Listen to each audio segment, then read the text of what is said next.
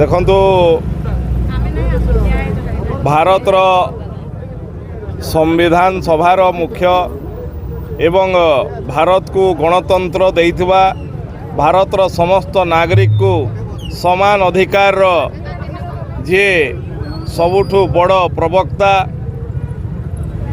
जड़े अद्वितीय महापुरुष डॉक्टर भीमराव आंबेडकर को आज जन्म जयंती अवसर रे आज झारसुड़ा ठारे माल्यार्पण करा जायछि, पुष्प प्रदान करा जायछि एवं तांको स्मृति करा जाउछि जे डॉक्टर भीमराव आंबेडकर समाजर सबु वर्गर लोकंकु एका सांगरे रखिबा पई जो आंदोलन करथिले, जो से जीवन रे कष्ट पाइथिले एवं जहा पई से तांकर जीवन संपूर्ण भाव में बलिदान कले। आज से भाया जड़े महापुरुषकर जन्मदिन एवं आज मने पकईबार दिन जो माने आज विभिन्न समय रे दलित कथा एवं सर्वव्यापी कथा कहउछंती कांग्रेस पार्टी भलिया लोक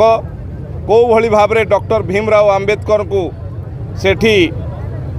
लड़ाई करिया पई पड़ितला, को भली भाव में जवाहरलाल नेहरूंकर मनोमुखी साजन एवं दलित विरोधी मनोभाव जोगु तांकु मंत्रिमंडल रु इस्तीफा देवा पई पड़ितला एवं आज देशर यशस्वी प्रधानमंत्री नरेंद्र मोदी नेतृत्व रे भारतीय जनता पार्टी सरकार आसिला परे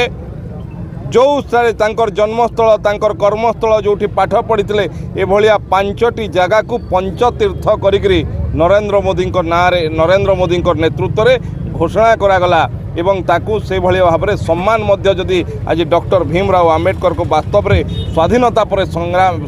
सम्मान मिली ताहले नरेंद्र मोदी सरकार रे समान तांकू से सम्मान मिली एवं आमर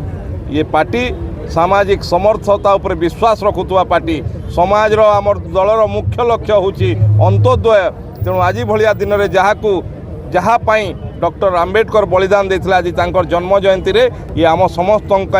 व्रत